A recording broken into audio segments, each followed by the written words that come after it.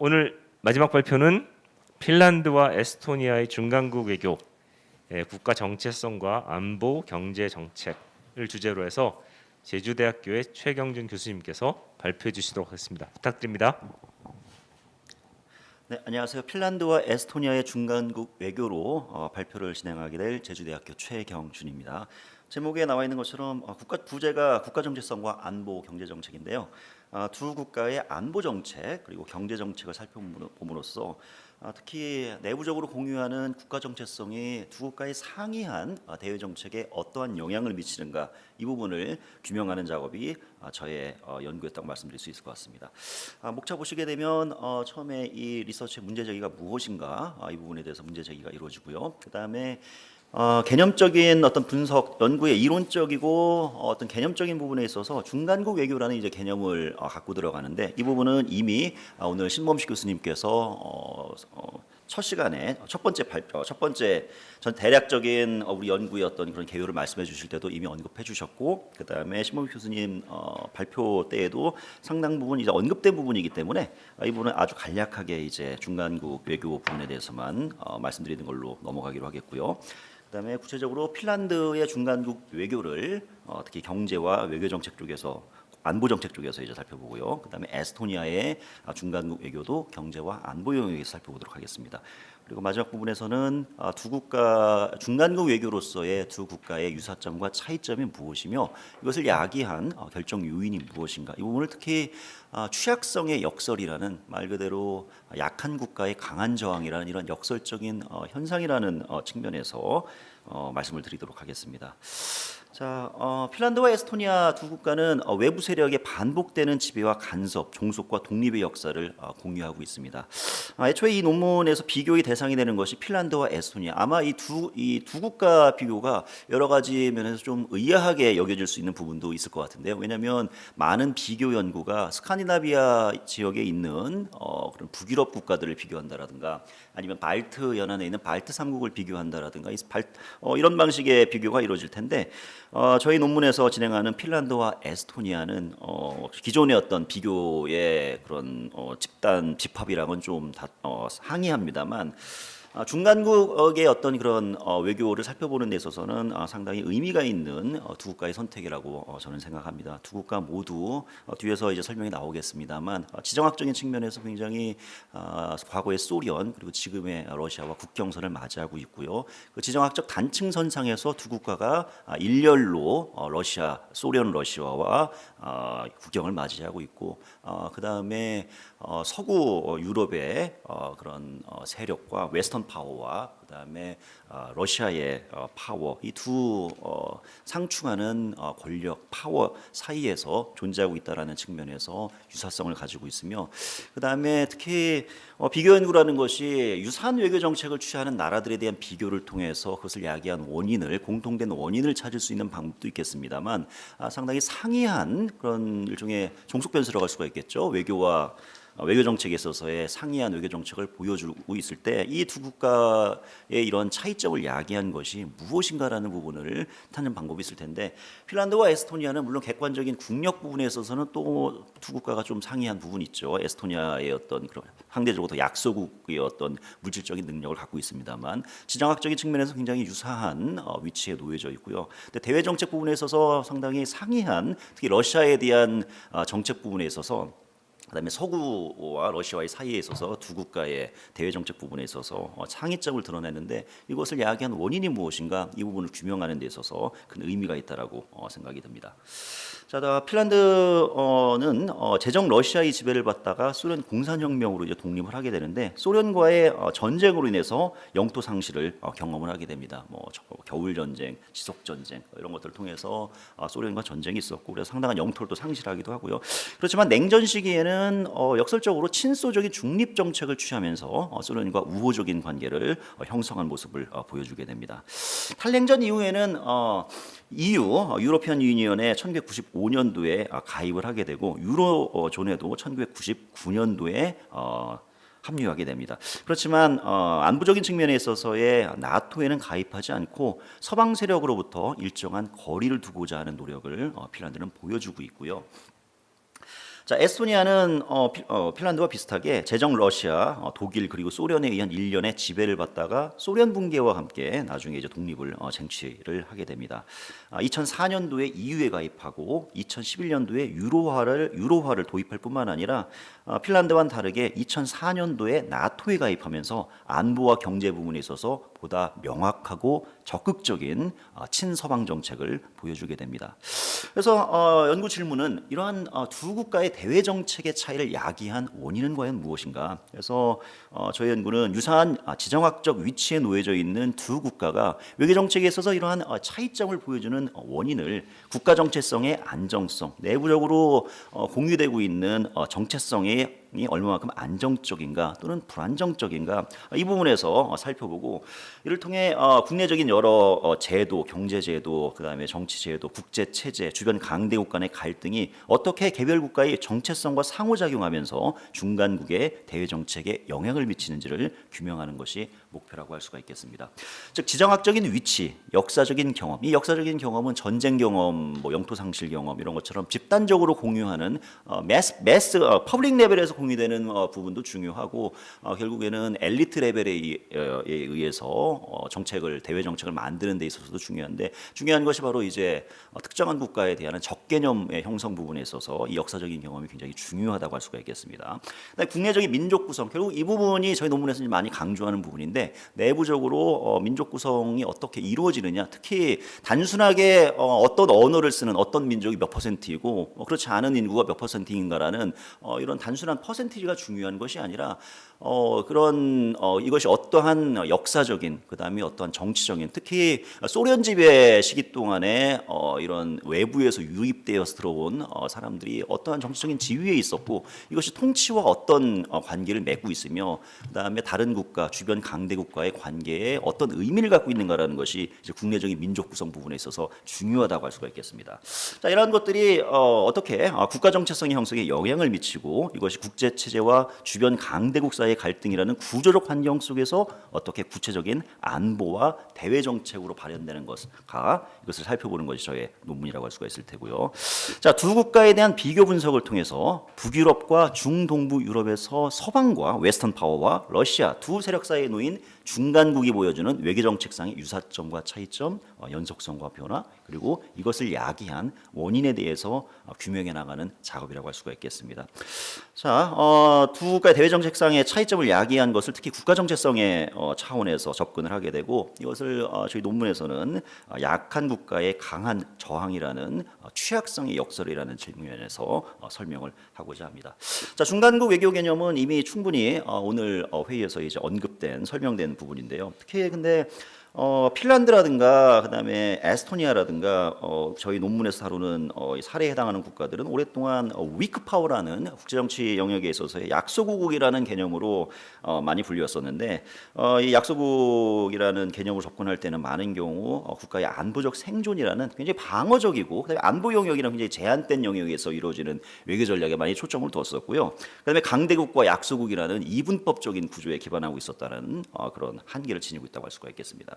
반면에 오늘날 학계에서 많이 쓰고 있는 미들 파워라는 개념은 이제 말 그대로 약소국 강대국의 이분법이 아니라 그 중간지대를 설정을 하고 있고 이 중간 정도의 어떤 능력을 가지고 있는 국가들이 외교 정책에 있어서 어떠한 독특한 외교적인 역할을 수행을 하느냐 이 부분을 이제 설명한다는 측면에서 기존의 약소국 개념에 비해서 훨씬 더 기여점이 큰 그런 개념이라고 할 수가 있겠습니다.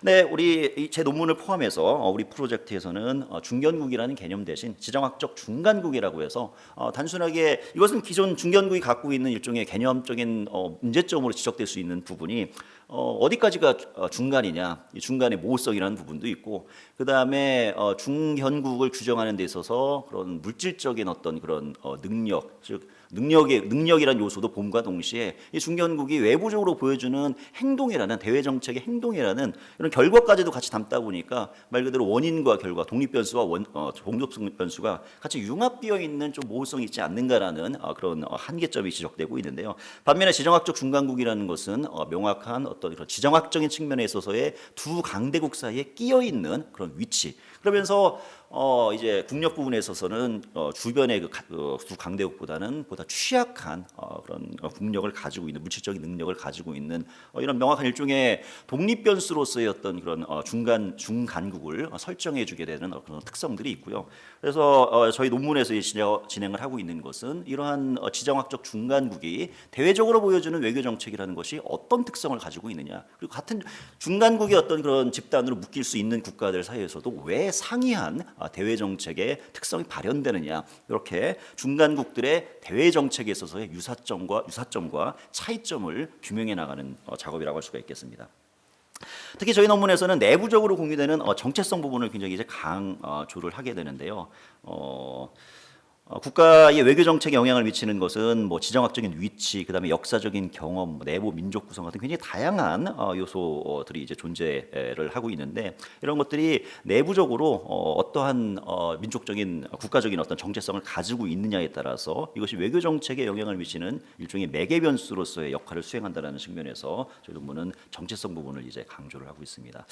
자, 핀란드와 에스토니아 두 국가는 인구적인 측면, 면적, 민족 구성, 언어, 종교, 정부 형태, 경제 이런 부분들을 우리가 그 특성을 살펴볼 수 있는데, 중요한 것은 두 국가 모두 러시아와 국경을 접하고 있으며 강력한 군사력과 에너지 자원을 바탕으로 자신의 영향력을 확대하려는 러시아와 이를 견제 및 봉쇄하려는 미국을 위시한 서방 국가들의 갈등 라인 위에 놓여 있다는 면에서 지정학적 중간국으로서의 조건을 충족하고 있다고 말씀드릴 수가 있겠습니다.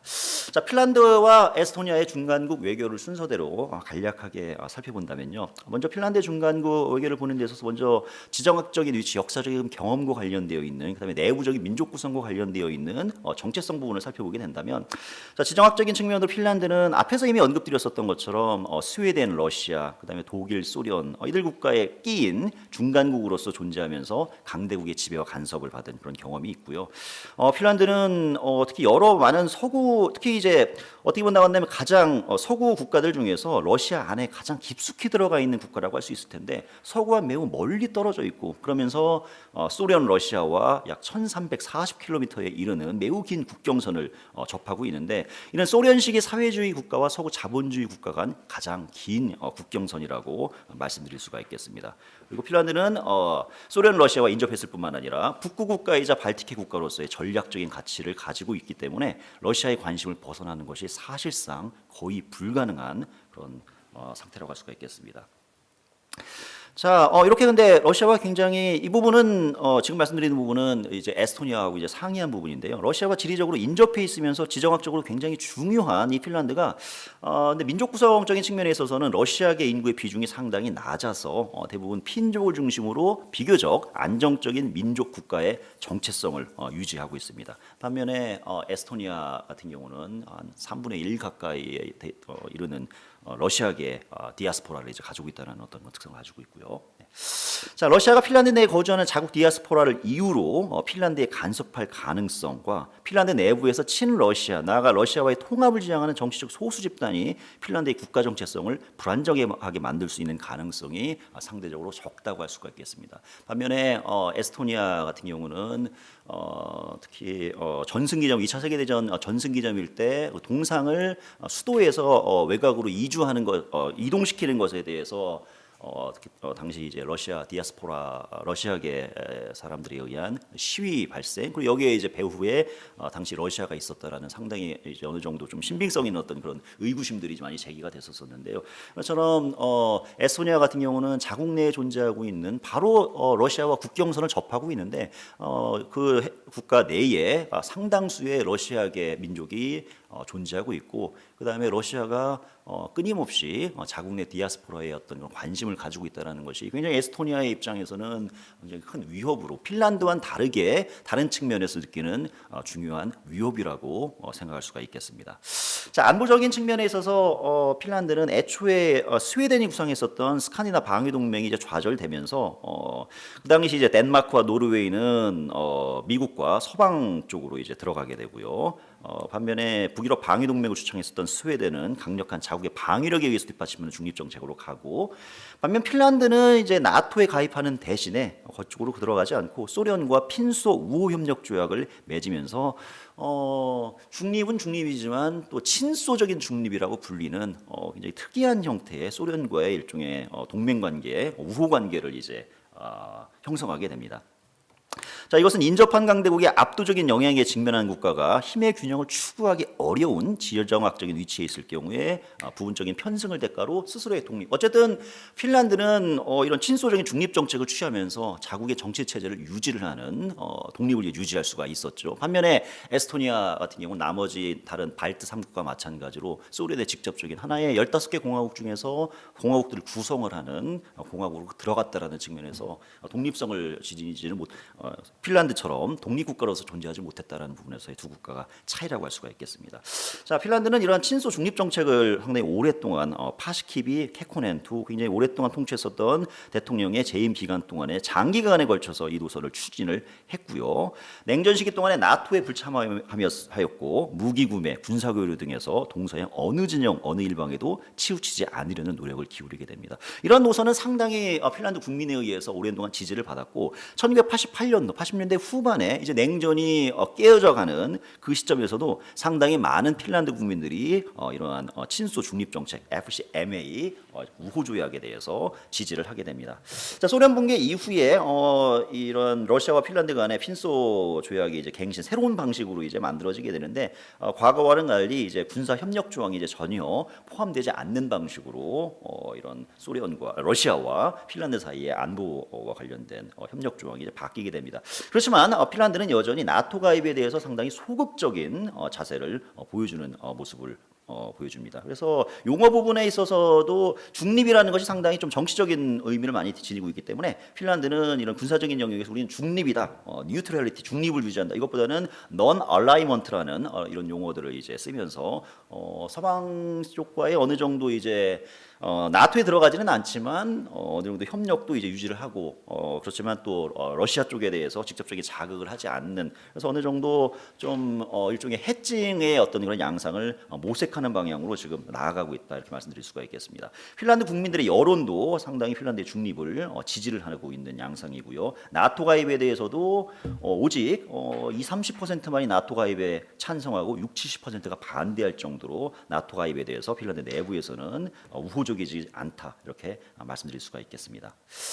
자, 이제 뭐 경제 부분으로 좀 시간적인 여유가 많지 않기 때문에 조금 이제 빨리빨리 진행해야 될 것 같은데요. 자, 경제적인 부분에 있어서는 북유럽 국가들 가운데 유일하게 2차 세계대전 이후에 마샬 플랜에 이제 가입하지 않았었던 국가이고요. 소련의 의구심을 피하기 위해서 대규모 원조를 거절했었고, 그 다음에 EU의 전신인 유럽 공동체에도 가입하지 않는. 그래서 상당히 서구 웨스턴 파워와 상당히 어느 정도 좀 거리를 두려고 하는 그런 모습들을 이제 보여줬다고 말씀드릴 수가 있겠습니다. 자, 그렇지만 89년 냉전 이제 와해되기 시작하면서 EU 가입에 대해서 긍정적으로 검토를 하고 나중에 스웨덴이라 점점 이제 유럽 통합이라는 것이 그 멤버십에 갖고 있는 국가에게 주는 경제적인 혜택 부분, 특히 이제 스웨덴이 가입을 이제 추진하게 되면서 핀란드 내에서도 경제계에서 EU 가입 쪽을 적극적으로 요구를 하게 되고 핀란드는 EU 가입에 이제 들어가게 됩니다. 자, 그리고 유로와의 어떤 전환 같은 것도 완료를 하게 되고요. 그래서 상대적으로 러시아와의 어떤 그런 관계가 경제적인 측면에 있어서는 러시아의 비중이 줄어들지만 여전히 그런 원유 천연가스 부분에 있어서는 러시아에 대한 수입이 상당히 높은 편이고요. 자, 반면에 에스토니아의 어떤 중간국 외교를 정체성, 그다음에 경제, 안보 이 부분에서 살펴본다면요. 정체성 부분에 있어서 다른 발트 3국과 마찬가지로 러시아 혁명을 계기로 1918년에 독립을 선언했지만 1차 세계대전 종전과 독립을 하지만 2차 세계대전 발발, 그다음에 독소 불가침 조약에 의해서 소련 지배로 들어가게 되고 44년도에 소련군에 점령당해서 이제 독립을 상실하게 됩니다. 그러다 소련이 해체되는 과정에서 가장 먼저 독립을 선언하는 것이 리투아니아였었고 그 뒤를 이어서 에스토니아와 라트비아가 독립을 쟁취하게 됩니다.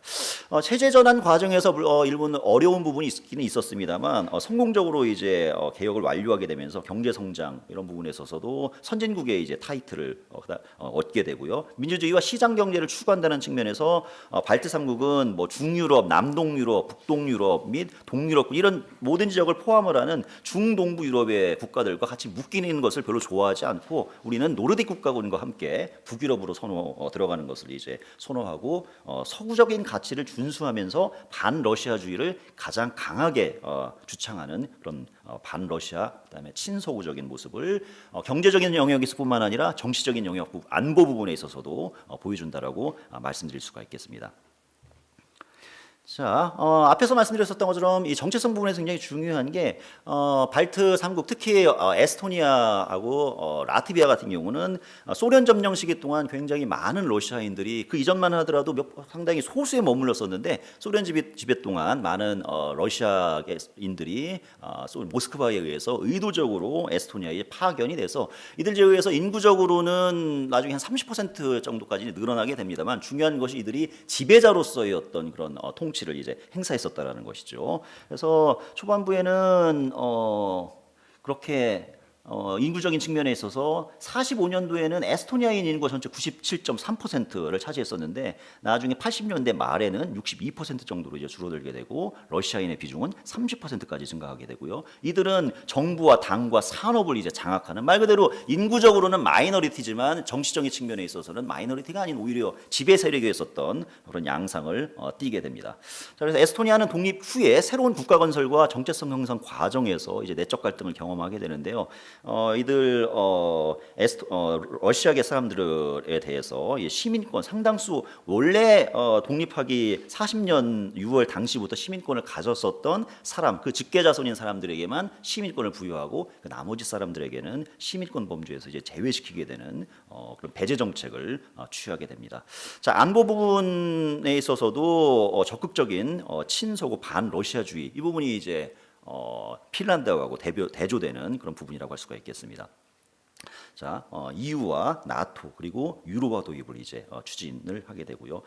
발트 공화국들은 나토가 이들 지역을 러시아 입장에서는 잃어버린 땅이다 이렇게 이제 인식하고 있다고 보고 있으면서 이 지역을 자신들을 보호하는 데 있어서 나토가 굉장히 중요하다라는 그런 인식을 가지고 있습니다. 특히 이 지역에서 뭐 칼리닌그라드의 등장이라든가 특히 에스토니아 같은 경우는 자국내에 존재하고 있는 러시아계 디아스포라의 존재라든가 이런 것들이 우크라이나에서 발생했었던 것이 우리에게도 언제든지 발생할 수 있다라는 그런 두려움을 야기한다라는 부분인데요. 이거는 지정학적인 단층선상에 놓여 있는 중간국들이 서로 파편화된 상태에서 고립되는 것이 아니라 다른 국가에서 발생했었던 일들을 또 다른 중간국들은 어떻게 인식을 하고 있는가 일종의 학습이라든가 경험이라든가 관찰이라든가 이런 것처럼 중간국들에서 벌어지고 있는 일들이 서로 상호작용을 할 수 있는 그런 부분들을 우리가 생각해 보게 만드는 것이다. 이 부분을 좀 생각해 볼 수 있을 것 같습니다. 자, 경제적인 측면에 있어서도 초창기에는 이행 과정에서 어려움이 있었습니다만 서구 국가들의 어떤 그런 도움이라든가 지원이라든가 그런 것들을 통해서 성공적으로 이제 체제 전환을 이제 이루게 되고요.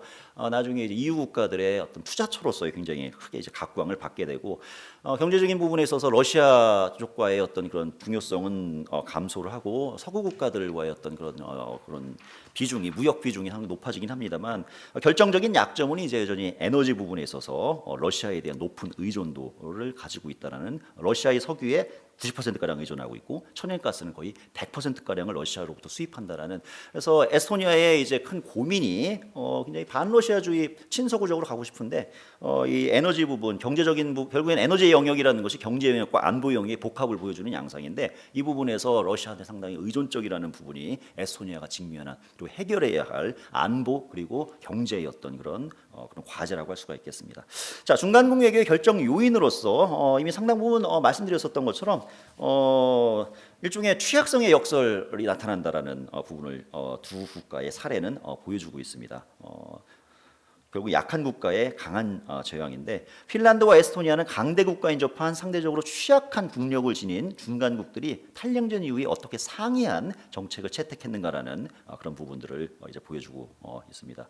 자, 핀란드가 일종의 해칭 전략으로의 어떤 그런 점진적인 전환의 모습을 보여주고 있다고 한다면 에스토니아 같은 경우는 명확하고 그다음에 상당히 견고한 그런 러시아에 대한 반러시아주의, 그다음에 친서방주의였던 그런 모습을 보여주고 있다고 할 수가 있겠습니다. 그래서 이것을 야기한 굉장히 큰 이유가 일단 핀란드와 에스토니아 사이에 존재하고 있는 두 국가 모두 러시아에 비해서는 굉장히 군사적으로 취약한, 물질적으로 취약한 능력 부분에서는 취약합니다만 에스토니아의 능력이라는 것이 훨씬 더 핀란드보다 더 취약하다는 물질적 측면에 있어서의 취약성도 물론 존재하고 있습니다만 더욱 중요한 것은 내부적인 국가 정체성이라는 어떤 아이덴티티 측면에 있어서 에스토니아 같은 경우는 러시아계의 존재라는 그 내부의 어떤 그런 균열, 그다음에 취약성, 그다음에 러시아가 그런 내부에 존재하고 있는 러시아계 디아스포라에 대해서 상당한 관심을 기울이겠다라는 이런 부분들이 굉장히 해칭 전략, 핀란드처럼 굉장히 해칭 전략을 이라든가 유연한 어떤 그런 러시아에 대한 전략을 추구해 나가기보다는 굉장히 명확하고 굉장히 견고한 그런 강한 반러시아의 정책, 그다음에 친서구적인 정책을 추구하는 원인이 되고 있다, 이렇게 주장을 하고 있습니다. 네, 제 발표는 여기까지 진행하도록 하겠습니다. 감사합니다.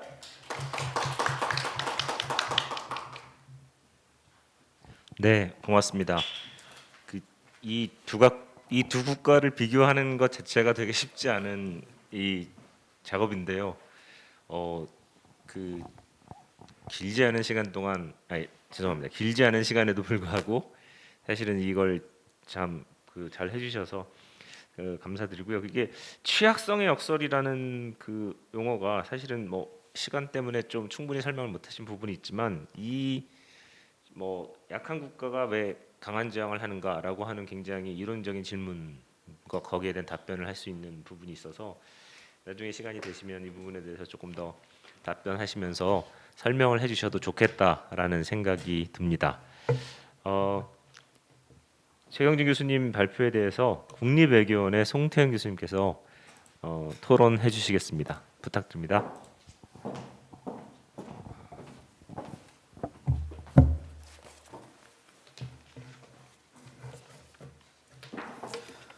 안녕하십니까. 저는 국립외교원의 외교안보연구소 송태은이라고 합니다. 오늘 최경준 교수님의 그 논문에 대한 토론을 맡게 되었는데요. 이 논문 전 너무너무 재밌게 읽었고요. 제가 마치 그 핀란드인인 것처럼 또 에스토니아에서 살았던 것처럼 굉장히 자세하게, 이렇게 자세하게 그 두 국가를 비교하면서 그 연구해 주신 그런 논문을 제가 읽을 수 있어서 너무 즐겁고 기뻤습니다. 먼저 이제 이 논문의 강점과 유익에 대해서 말씀을 드리면요. 지금 이제 계속 그 설명을 해 주신 것처럼 굉장히 비슷한 그런 역사적인 경험을 가진 두 국가가 굉장히 대비되는 외교 정책 전략을 보여주고 있다는 그 부분인데요. 특히 이제 교수님께서 안보, 경제 두 측면을 모두 그 비교를 해주셔서 굉장히 큰 공부가 되었습니다. 그래서 이런 식의 연구가 굉장히 필요하다, 앞으로도 그런 생각이 먼저 들었고, 그 다음에 이제 중간국의 국가 정체성 이 부분에 대해서 그 이제 국립외교원에서도 관심이 있으신 전봉근 교수님께서 이 부분에 대해서 관심이 있으신데요. 그래서 이러한 그 정체성 변수가 앞으로 국가의 그 외교 전략을 분석하는 데 있어서 한번 조명해 볼 만하다. 이 부분을 그 많이 강조를 해주셔서 저도 공부가 되었습니다. 그리고 두 국가가 굉장히 재미있는 외교 전략을 보여줬죠. 핀란드는 신중하면서 조심스러운 해칭 전략을 보여주었고, 그 다음에 에스토니아는 약한 국가의 강한 저항. 굉장히 재미있는 표현인데요. 그래서 이러한 외교 전략이 지금 이제 점점 더 첨예해지고 있는 미중 경쟁 이 상황에서 한국의 외교 전략에도 당연히 굉장히 큰 아이디어, 뭐 통찰력 이런 것들을 그러니까 생각해 볼 만한 지점들을 제공한다고 생각을 합니다.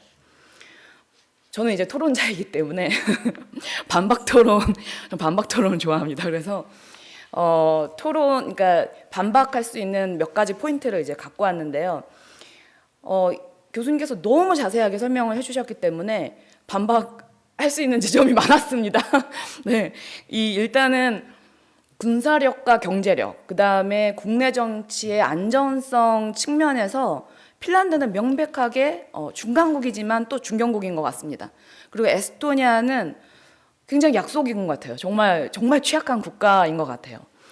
그래서 저는 이제 어떻게 생각하냐면 제가 이제 그 드리는 토론을 요약을 딱 드리자면 정말 중요한 부분은 저는 이제 교수님의 글을 읽으면서 무슨 생각이 들었냐면 지리적인 중간성보다는 더 중요하게 저는 제가 이제 막 그 입장이 되어서 느꼈던 거는 두 국가가 느끼는 안보 위협의 차이였던 것 같아요. 그러니까 핀란드와 에스토니아가 러시아로부터 느꼈던 그 안보 위협의 차이가 굉장히 컸고, 그 다음에 두 국가가 갖고 있는 상대적인 그 힘의 차이, 그것도 굉장히 느껴졌거든요.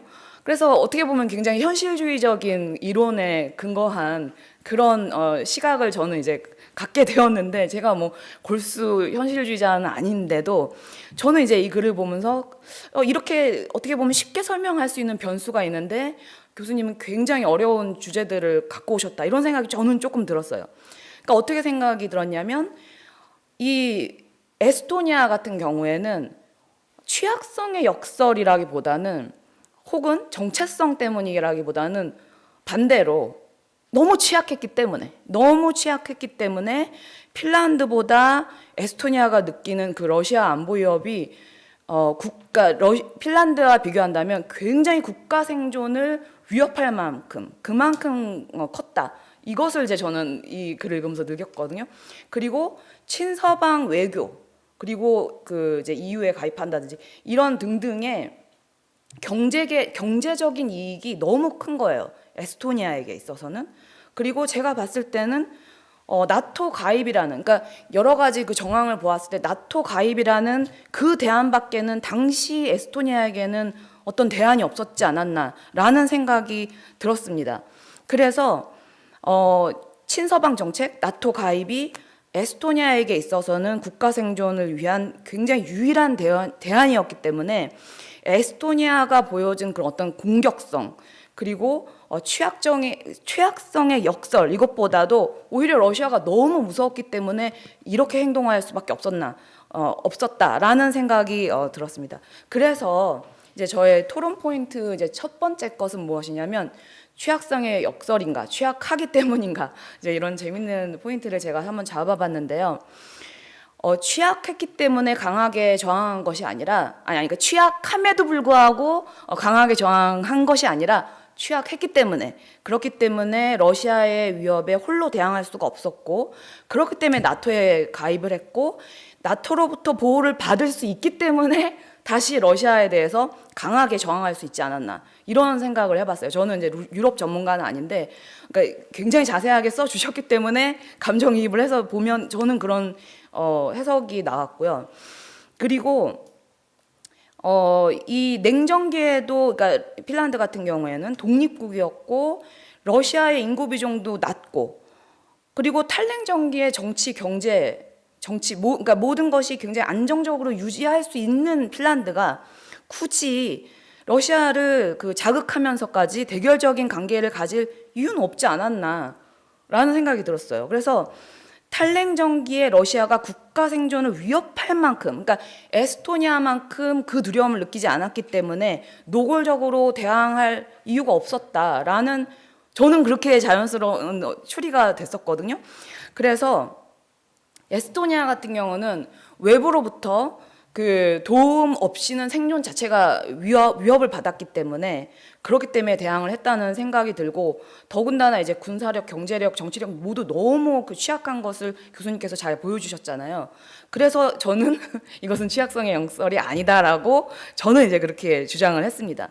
그래서 이렇게 보시면 에스토니아 같은 경우는 그러니까 에스토니아가 국가로서 안전하게 생존할 수 있는 가능성을, 이제 에스토니아가 갖고 있는 그 선택은 전 두 가지였던 것 같아요. 나토에 가입하지 않고 러시아에 대항하지 않으면서 러시아를 자극하지 않는 그 선택지가 하나 있었고, 탈냉전기에 하나는 나토에 가입하고 러시아에 대항하는 거죠.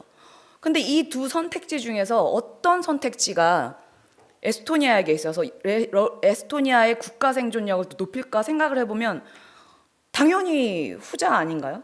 저는 그렇게 생각이 들었거든요. 그래서 오히려 진짜 독립 변수는 정체성이 아니고 현실주의에서 얘기하는 이 위협의 크기, 러시아로부터의 그 안보 위협의 크기였고, 혹은 이거를 이제 다른 표현으로 하면 나토를 가입할 수 있는 선택지가 있었느냐 없었느냐, 그 선택의 유무가 아니었는가, 저는 그런 식으로 생각을 해보았습니다. 그래서 정체성과 이 중간국이라는 너무 어려운 개념이 아니라 아주 우리가 너무 익히 잘 알고 있는 그 개념으로 바꿔서 보았을 때는 굉장히 쉬운 사례일 수도 있겠다라는 생각이 들었거든요. 그래서 일단 첫 번째 포인트는 그렇고요. 두 번째 포인트는 이제 해칭 전략입니다.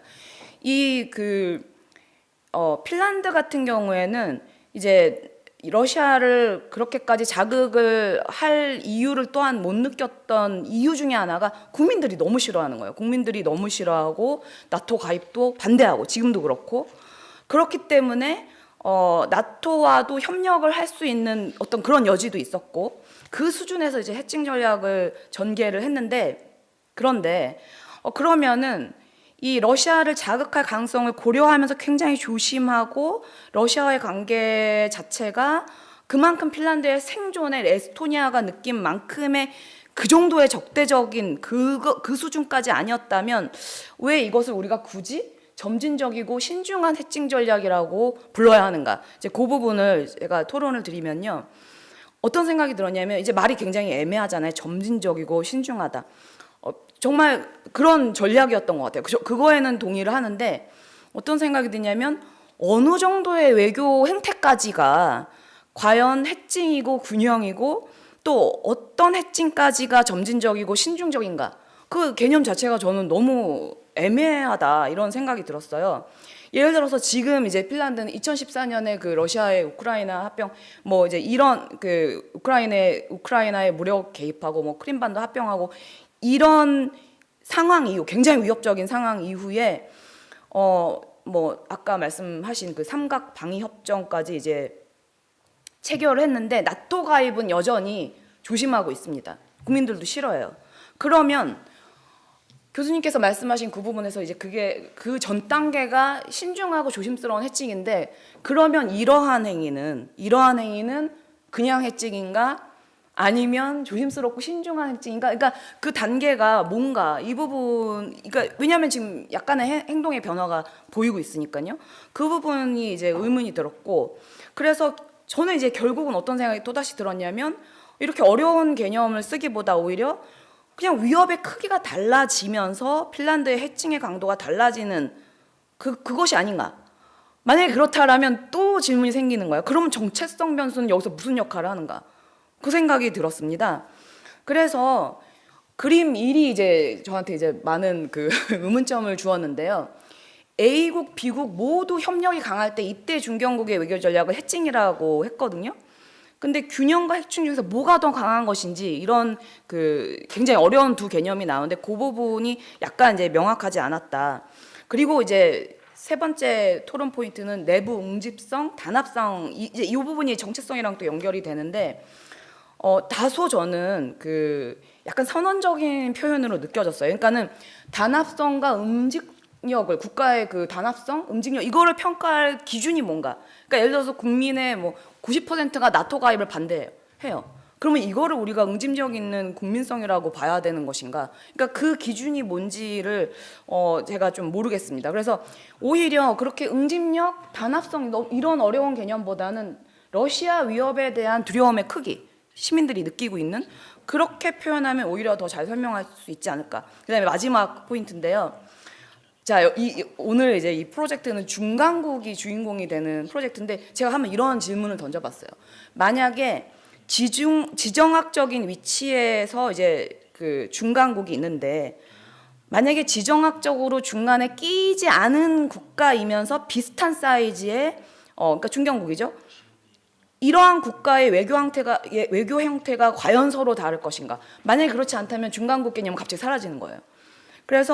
그리고 이제 두 번째 질문은, 지정학적으로 끼어 있는 모든 국가들은 국력이 약한가? 그건 뭐 아니겠죠. 근데 그러면 중간국이면서 국력이 강하다면, 그러면 중간국스러운 외교 행태를 보여주지 않을 거잖아요. 그렇다라면은 중견국보다 중간국이라는 개념이 더 잘하고 있는 게 무엇인가? 도발적인 질문을 던지는 겁니다. 저는 중간국이라는 개념을 싫어하거나 이러지 않거든요. 근데 이제 여기 이 두 질문에 대해서 대답을 할 수 없다면 중간국 개념도 중견국 개념만큼 굉장히 모호하게 갈 수도 있다. 뭐를 더 잘 설명할 수 있느냐, 이 부분이 이제 계속 나오는 거거든요. 그래서 그림 일부분에서도 이제 그 조금 부가 설명을 더 해주시면 좋지 않을까 생각이 들고요.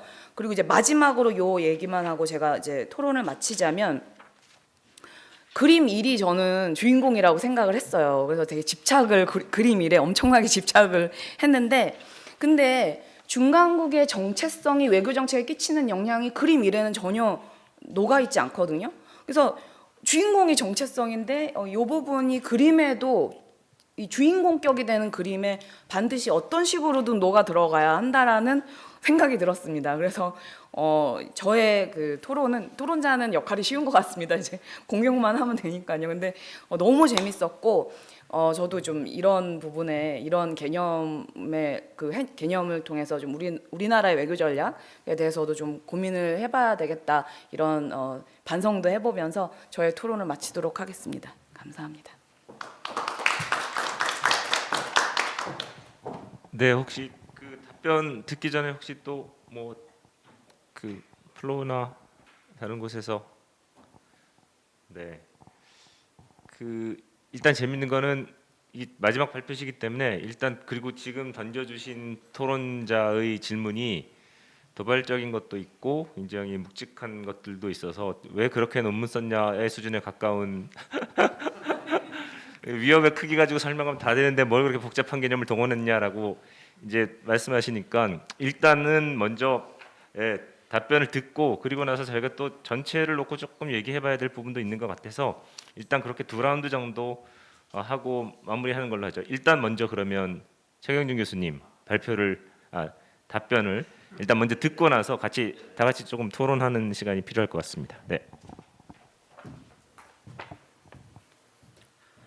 네, 송태은 박사님께서 교수님께서 너무나 적시성이 있고 굉장히 중요하고 제 논문의 문제뿐만 아니라 우리 프로젝트가 공통적으로 좀 고민해야 할 그런 부분에 대해서 너무나 잘 지적을 해주신 것 같습니다. 그래서 이런 부분들을 좀 더 고민을 해서 제 논문도 좀 반영하고 수정하고 보완의 작업이 이제 필요하다고 보이는데, 첫 번째, 굳이 현실주의 관점에서 더 취약하면, 물질적인 능력 부분에 있어서 취약하다고 한다면 더 강하게 저항하는 것은 이건 너무나 당연한 거 아니냐, 이것이 왜 패러독스냐, 패러독스 오브 프레질리티냐, 너무나 뻔한 일종의 커먼 센스에 해당하는 거 아니냐. 근데 중요한 건 이게 물질적인 능력을 강조하는 현실주의적인 관점인데, 저는 이 부분에 있어서도 물질적으로 그러니까 현실주의적인 관점 내에서도 상대방 국가보다 내가 더 큰 물질적인 능력 부분에서 이제 취약하다. 그러면 이 경우에 그 국가에 대한 밸런싱, 저항, 레지스턴스를 할 것이냐, 아니면 밴드웨건 약한데 어차피 못 이긴다, 그러면 밴드웨건 하자, 그쪽으로 들어가자, 이 선택을 할 것이냐. 결국에는 취약한 물질적인 능력 속에 놓여 있을 때 어떤 외교 정책을 취할 것인가 하는 부분은 여전히 좀 더 설명이 필요한 그런 부분이라고 보여지고요. 그다음에 이 제 논문에서 좀 여러 가지 혼란을 야기했던 부분이, 이 취약성이라는 것이 두 가지, 물질적인 측면에 있어서의 취약성과 그다음에 정체성 부분에 있어서의 취약성이라는 것을 두 가지를 같이 쓰다 보니까 좀 개념적인 혼란이 있었던 것이라는 생각이 드는데요. 핀란드와 에스토니아를 비교했을 때 분명히 물질적인 능력 부분에서 핀란드가 더 높고 에스토니아가 더 취약하기 때문에 현실주의적인 관점에서 보면 더 취약한 국가가 더 강하게 저항하는 것은 이건 현실주의 관점에서 너무나 잘 설명될 수 있다라는 부분인데, 저는 여기서 이런 두 국가에 있어서의 물질적인 측면뿐만 아니라 내부적인 어떤 이런 국가 정체성과 관련된 부분, 이건 일단 의미가 있는 거는 정체성 부분이 적개념에 영향을 준다라는 것이죠. 내부에서 어떻게 사람들이 상대방 국가에 대해서 어떻게 인식을 하냐라는 것이 그 국가를 어떻게 위협으로 인식을 하느냐. 단순하게 threat의 perception이라는 것이 단순하게 뭐 힘이 한쪽 국가는 뭐 60이고 다른 국가는 100이기 때문에 40 차이가 났기 때문에 더 큰 위협이다, 이런 것이 아니라 그 중간 단계에 있어서 저 국가가 정말 위협이 되는 국가냐 안 안 되는 국가 아니야. 그래서 경우에 따라서는 물질적으로는 얼마 차이가 나지 않더라도 굉장히 큰 위협으로 여길 수가 있다는 것이죠. 그렇기 때문에 이 인식, 퍼셉션, 특히나 공유된 위협의 인식이라는 부분이 이제 구성주의 국제정치 이론에서 강조하는 부분이고, 그래서 논문에서는 저는 이제 구성주의적인 관점 부분을 언급을 해주고 있는데, 다만 이제 혼선을 야기할 수 있는 것이 물질적인 부분도 같이 언급해주면서 이런 아이덴티티라는 그런 인식과 관련된 주관적인 부분에 있어서도 이제 같이 혼용해서 사용하다 보니까 논문의 어떤 그런 분석 부분에 있어서의 좀 혼란스러운 부분이 존재하고 있다는 생각이 듭니다. 하지만 여전히 저는 단순하게 물질적인 능력 부분에서 더 취약하기 때문에 더 강하게 저항한다 이런 것보다는 그 취약성이라는 것이 내부적으로 한 수십 년 동안 이제 통치를 받으면서 인구의 한 30%가량의 외부인이 들어왔고, 이들이 지배층으로서 지배를 말 그대로 통치를 행사했었던 이 상황 속에서 에스토니아의 고민이라는 것은 이 내부적인 어떤 국가의 어떤 그런 이런 이질적인 존재를 어떻게 처리를 할 것이냐. 더더군다나 논문에서 언급하고 있는 것처럼 많은 대다수의 에스토니아인들은 당신들은 나치 협력자이고, 그 다음에 우리 러시아인들은 일종의 이런 나치를 말 그대로 물리치고 승리를 한 일종의 영웅이다. 이런 식으로 수십 년 동안에 에스토니아인들은 권력에서도 상당히 좀 밀려나 있었고, 그다음에 스스로를 나치 부역자로 이제 낙인 찍게 만드는 이런 굴욕적인 상황 속에서 독립한 이후에는 스스로의 정체성을 어떻게 만들어 나갈 것이냐, 그다음에 이 러시아인들은 어떻게 될 것이냐, 러시아인들을 어떻게 대할 것이냐가 우리는 누구인가라는 부분과, 그다음에 러시아를 앞으로 국가로서의 러시아를 어떻게 될 것이냐, 이 국가를 위협으로 인식할 것이냐, 아니면은 얼마든지 친한 어떤 관계, 우호적인 관계를 통해서 외교 관계를 형성할 수 있을 것이냐, 말 그대로 위협 인식과 그다음에 대외 정책 부분에 영향을 주는 그런 중요한 이제 요소라고 이제 봤다라는 것이죠. 그렇지만 중요한 거는 그 물질적인 부분을 완전히 배제할 수가 없는 상태에서 이런 말 그대로 인식과 관련된 부분이 어떻게 대외 정책 부분에 있어서의 영향을 주는가, 이 부분이 이제 제 논문에 있어서의 주된 고민이었다고 생각이 듭니다. 그 다음에 이 중간국 개념이 과연 중견국 개념에 비해서 더 유용한 개념이냐, 이 부분은 이제 우리 연구 전체 프로젝트의 책임자 총괄하시는 신범식 교수님께서 좀 많이 고민을 해주셔야 될 것 같다라는 생각이 드는데요. 저는 아까 굉장히 중요한 부분을 저희가 이 프로젝트가 상당히 완결성을 갖고 그다음에 많은 설득력을 지닌 그런 연구로 가기 위해서는 이 질문에 대한 답을 굉장히 잘 찾아야 되겠다라는 생각이 드는데요. 일단 중간국이면서 강대국이 존재할 수 있냐? 근데 기본적으로 지정학적 중간국이라는 것은 단층선 위에 놓여 있는 국가들을 말하는 거거든요. 단층선이라는 건 기본적으로 취약한 지점이죠. 네.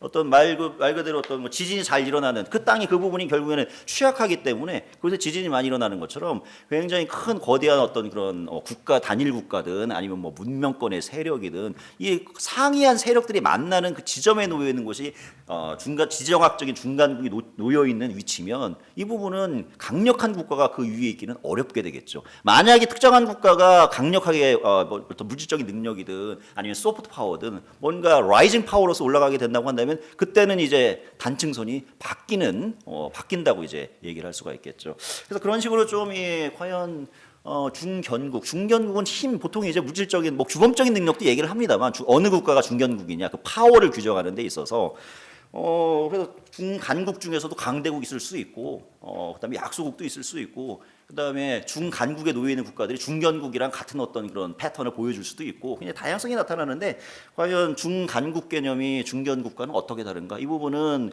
분명히 어떤 그런 차이점을 좀 잘 보여줄 수 있겠다라는 그런 개념적인 부분에서 좀 더 정교화해 나가면서 차이점을 잘 보여줄 수 있겠다는 생각이 들고요. 그다음에 제 논문에서 말씀드리고 있는 것처럼, 기본적으로 저는 제 논문에서 중간국은 지정학적 중간국은 인디펜던트 베리어블을 규정하는 요소로서의 중간국으로 삼고 있는데, 많은 경우 기존의 중견국 개념이라는 것은 디펜던트 베리어블로서의 국가들이 보여주고 있는 외교 정책의 행태, 근데 니치 디플로마시, 다른 국가들이 잘 수행하지 못했었던 기능을 수행한다라든가, 브로커로서의 역할을 수행한다라든가, 미디에이터로서의 역할을 수행한다라든가, 이런 것처럼 한쪽 측면에서는 중견국의 힘은 중간 정도, 그 힘은 규범 능력 아니면 물질적인 능력 이거일 수도 있고, 다른 한쪽으로서는 보여주는 행동으로서 중심으로서의 어떤 그런 역할들. 그래서 독립 변수와 종속 변수가 같이 혼용되어 있다 보니까 상당히 좀 혼란을 야기했었던 거에 비해서 우리가 이 프로젝트에서 사용하고 있는 이 지정학적 중간국이라는 것은 명확한 인디펜던트 베리어블을 설정한다는 측면에서 훨씬 더 저는 또한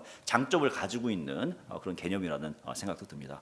모쪼록 심홍식 교수님께서 잘 정리해 주셔서 저희들한테 좀 도움을 주셨으면 하는 바람이 있습니다. 네, 감사합니다. 네. 아유, 고맙습니다. 네, 일단 프로젝트 책임자로서 이제 아주 짧게 말씀드리겠습니다. 일단 성태현 교수께서 지적한 사항은 되게 중요한 질문이라고 생각됩니다. 일단 첫 번째 중견국이라고 하는 개념이랑 중간국이라고 하는 개념이 뭐 무슨 차이가 있느냐? 이제 근데 차이가 많죠. 그냥 완전히 다른 개념이라고 생각해요. 왜냐하면 중견국에 대한 비판은 하지 않겠습니다. 왜냐하면 중견국 연구들, 우리 한국의 이제 외교를 생각하면서 중견국 외교라는 이름으로 레이블링하고 그래서 우리 외교의 어떤 적극적인 그리고 좀 이 스스로 프레스티지를 느낄 수 있는 이제 그런 어떤 우리 외교의 위상 같은 것들을 정립하기 위해서 중견국 외교가 가지고 있는 유용성이 있습니다. 그래서 그 부분을 우리가 굳이 폄훼할 필요도 없고 저도 그 연구 프로젝트에 또 일원으로서 그 유용한 부분들을 위해서 그 연구를 했던 기억이 납니다. 그런데 그 연구를 같이 하면서 제가 계속 동료들과 함께 토론을 하고 논쟁을 했던 부분 중에 하나가 중견국 외교가 분석의 개념으로 이용되기에는 너무나 밸류 오리엔티드 돼 있다. 이게 이제 굉장히 중요한 취약점이에요. 그러다 보니까 이 가치가 그다음에 규범이 개입되어지는 형태의 외교 지향이라는 것 자체는 사실은 분석의 대상이 될 때 굉장히 여러 가지 방해의 요소들 또는 굉장히 여러 가지 고려해야 될 다양한 측면들에 대해서 객관적으로 이거를 좀 분석해내기가 참 쉽지가 않다. 이제 그렇다면 그 외교안보적 그리고 이 외교 정책의 상황으로서 그 강대국 사이에 충돌되어지는 지점에 위치하고 있는 국가들이 처한 사항을 객관적인 조건으로 놓고 지정학적 중간국이라고 하는 개념을 놓고 분석을 시작할 때는 그 자체로서 굉장히 조금 더 분석적 개념으로 발전시켜 나갈 수 있는 가능성이 있다라는 게 일단은 중요한 출발점입니다. 그래서 그게 중견국 외교에 대한 연구가 필요 없다는 얘기가 아니고 중간국이라고 하는 틀로서 연구함으로써 조금 더 한 나라의 외교안보 정책을 얘기할 때 조금 더 본질적인 문제에 대해서 방해를 덜 받으면서 좀 더 집중적인 연구를 할 수 있는 개념이기 때문에 이 개념을 사용할 필요가 있다는 게 출발점이고요. 그 다음에 사실은 성태현 교수께서 지적한 부분이 굉장히 중요한 국제정치적 이론적 논쟁의 지점이 있습니다. 그러니까 현실주의자도 사실은 국력의 차이에 의해서 결정되어지는 이 적극적인 공격적인 현실주의가 있는가 하면 위협의 크기에 의해서 이제 이 설명하려고 하는 이제 뭐 방어적 현실주의의 입장도 있고 그래서 사실은 그 현실주의 커다란 틀이 있긴 있습니다. 그런데 중간국 외교에서 왜 정체성이나 역사적인 유산이나 과거의 경험이나 이런 부분이 중요한가 하면 그 중간국을 규정하는 게 바깥의 외부로부터 들어오는 외부 변인과 그다음에 내부에서 움직여지는 내부적인 변인, 동학 이 두 가지가 결국은 중간국 외교를 설명하는 중요한 그 독립적인 변수가 되는데 이 내부 동학을 설명함에 있어서 정체성이나 역사적인 경험이라고 하는 부분은 굉장히 중요합니다. 그러니까 위협이 얼마나 컸느냐로 보면 사실은 저는 이제 이 부분에서는 되게 좋은 과제를 주셨어요. 뭔가 하면은 핀란드와 에스토니아에서 러시아를 위협으로 인식하는 정도에 대한 실증적인 연구를 우리가 진행할 필요가 있다고 생각됩니다. 이제 그 부분은 굉장히 필요한 지점이고 이제 중간국 외교가 이런 식으로 필요한 지점들을 찾아가면서 앞으로 계속 더 발전돼 나갈 필요가 있다고 생각되는데요. 실제로 핀란드가 느끼는 러시아에 대한 위협이 에스토니아보다 낮지 않습니다. 근데 그럼에도 불구하고 왜 핀란드는 더 적극적으로 러시아를 인게이지하고 서방과의 관계도 유지하려고 드느냐 이런 지점이 역으로 에스토니아는 어떤 의미에선 러시아와의 친분과 과거의 역사적인 유산이 있기 때문에 그걸 잘 활용하면 러시아가 위협이 아닌 방식으로 갈 수도 있어요. 그런데 거기에 비해선 너무나 쟤는 해도 너무한다 싶을 정도로, 왜냐하면 그 내부에 러시아인의 인구가 4분의 1 이상이 되는 그런 나라가 그렇게 러시아에 반대하는 정책을 의도적으로 그렇게 추구해 나가고 있다는 사실 자체는 이게 단순히 위협의 크기의 문제가 아니라 사실은 내부적인 정체성과 심리와 감정 이런 것들이 작동하고 있는 지점이 있거든요. 그러니까 우리는 바로 이런 그 중간국 외교가 유사하거나 또는 더 유리한 조건에 있음에도 불구하고 다른 국가와 차이를 보이게 되는 원인을 안과 밖에서 찾음으로써 어떤 것이 중간국 외교의 그 다양성을 가져오는 원인인가를 우선 밝히고, 그걸 바탕으로 사실은 어떤 지점에서 주의할 점이 있는가를 밝히는 게 우리 한국과 같은 나라의 입장에서는 필요한 거죠. 그래서 그런 차원에서 중간국 외교라고 하는 개념은 중요한 그 분석 개념 틀로 조금 더 발전될 필요가 있다라는 그런 생각을 합니다. 그래서 이 프로젝트를 시작했고요. 네, 이게 충분히 답이 안 되겠지만 그래도 뭐 그런 정도 말씀드려서 마무리를 할 수 있을 것 같고요. 오늘 사실은 발표자 선생님들께 사실 또 질문이 한 가지 있어요. 그러니까 사실은 우리가 이제 안과 밖을 얘기했지만 중간국 연대나 이런 부분은 이제 조금 얘기를 못했는데 비슷한 입장에 있는 국가들이랑 연대하는 거잖아요. 근데 이제 그 폴란드나 헝가리를 보면 뭐 비셰그라드나 아까 말씀하셨던 뭐죠? 뭡니까 그 무슨 체제였죠?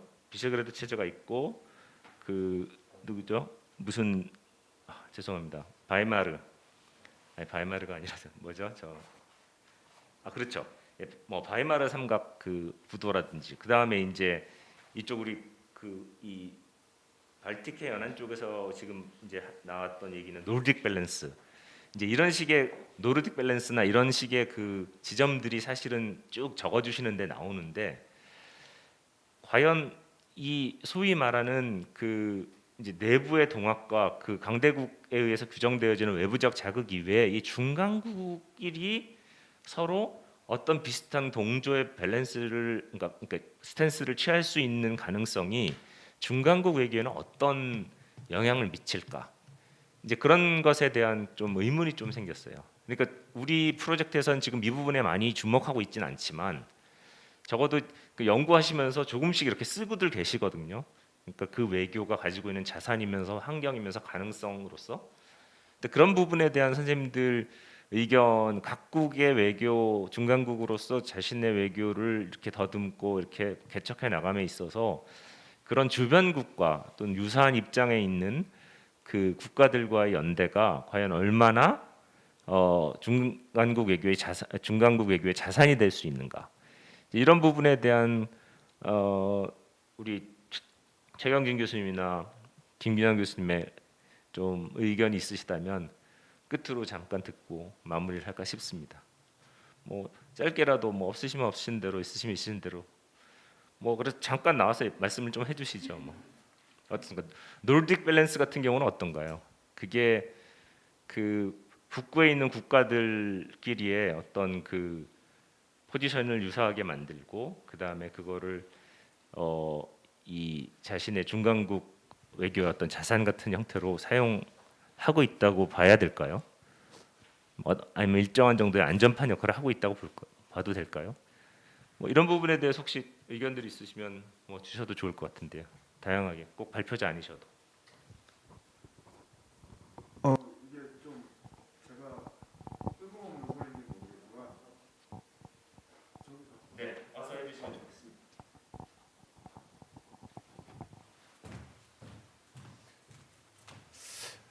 예, 그 최근에 든 생각인데요. 이게 좀 뜬금없는 얘기인지 모르겠지만 제가 지금 개인적으로 이제 그 연구 과제를 수행하고 있는 게 폭력적인 극단주의자가 어떻게 폭력 행동을 하는가에 대한 인지 심리를 이제 그 연구를 하고 있는데, 거기에 이제 그 인간이 개인적으로 동기에 의해서 행동을 하게 되는데 동기가 보통 이제 우리가 그 동기가 에너지만 이제 그 주목을 했는데 얼마나 열심히 하면 행동을 할까에 초점을 맞췄는데 실제로는 사람의 그 내외 인지 퍼셉션에 따라서 그 동기의 방향이 다르다고 하거든요. 그러니까 플러스로 갈 수도 있고 마이너스로 갈 수도 있고, 즉 그 말은 뭐냐면 사람이 어떻게 자기 주변을 인식하고 뇌에서 정보 처리를 해서 이 분석하는가 평가하는가에 따라서 똑같은 노력의 정도로 선택지가 달라지고 이 행동이 달라질 수 있다는 걸 이제 거기서 이제 얘기를 하고 있는데, 오늘 이제 제가 다른 발표자분들의 발표를 계속 듣다 보면서 한 가지 드는 의문이 뭐냐면, 중간국들이 이 동기의 방향이 다르지 않을까. 그러니까 인간이 성취지향형 인간이 있고 안정지향형 인간이 있다고 하더라고요. 그래서 여기에 작용하는 이 동기의 방향이 다 다르다고 이제 인지심리학에서 얘기를 하는데, 그러니까 이제 그 중간국들도 굉장히 이제 역사적인 경험이라든가 그 지배 엘리트들의 어떤 그 의견, 그 다음에 어떤 그 문화적, 철학적 어떤 토대, 그 다음에 과거의 어떤 그 역사적인 경험들이 이게 인구 구성도 마찬가지고 이게 총체가 돼가지고 하나의 어떤 집단 정체성을 형성하는데, 이게 중간국을 대체로 뭐 어떻게 분류하고 어떻게 네이밍을 할지 모르겠지만, 뭐 예를 들면 뭐 굉장히 성취지향적인 어떤 그 제국주의적인 그 양태의 그 모방성을 보이려는 중간국이 있는 반면에 굉장히 어떤 안정지향적이고 좀 더 이렇게 갈등을 회피하려고 하는 그런 어떤 중간국들이 나타나지 않을까. 그러면 이제 그 현실주의적인 측면에서 똑같은 역량과 똑같은 외부의 조건에 맞닥뜨렸을 때 같은 현실적인 조건이지만 이걸 보고 분석하고 평가하고 행동 대응 전략을 결정하는 과정은 다를 거다라는 게 이제 좀 생각이 들었고, 그러면은 우리 입장에서 우리가 중간국 전략을 선택할 때 일단 이게 우리의 파트너, 협력의 파트너가 우리와 이 인지 체계, 인식 체계를 같이 맞추고 있는가를 한번 살펴보고 점검하고 거기서부터 대응 전략, 협력 전략을 좀 추구해야 되지 않을까. 예를 들면 일본과 한국이 똑같이 미중 사이에서 중간국이라면 협력을 해야 되는데 기본적으로 인식 체계의 차이가 좀 있지 않을까. 뭐 이런 생각을 한번 해봤습니다.